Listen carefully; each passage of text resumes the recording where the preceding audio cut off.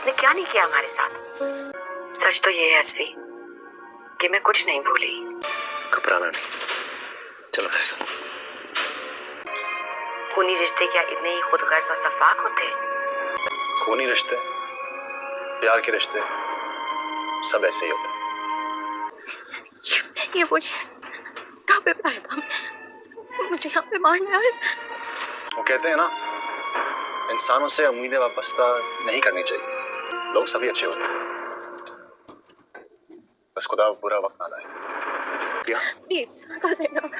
کیا جب تک میں نہ ہلنا نہیں ہے یہاں سے۔ ایک معصوم انسان کا قتل پوری انسانیت کا قتل ہے، مگر سوال یہ ہے آخر کیوں ہر دور میں سب سے پہلے وہی لوگ مارے جاتے ہیں جو سب سے زیادہ بے گناہ ہوتے ہیں؟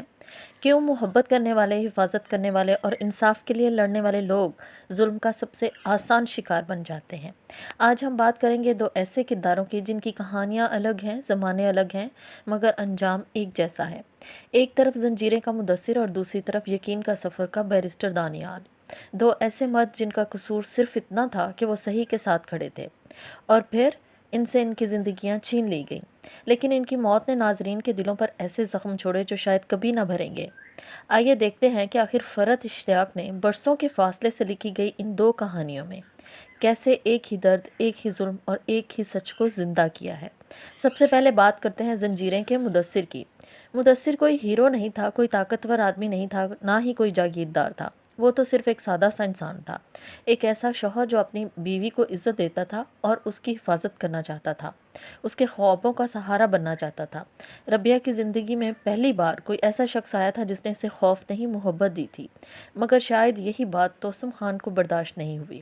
توسم خان جو ربیہ کو محبت نہیں ملکیت سمجھتا تھا، جو ہر حال میں اسے حاصل کرنا چاہتا تھا، اور ربیہ نہ جھکی، نہ ڈری اور نہ ہی اس کی مرضی کے سامنے ہاری، تو اس کی نفرت نے ایک معصوم انسان کی جان لے لی۔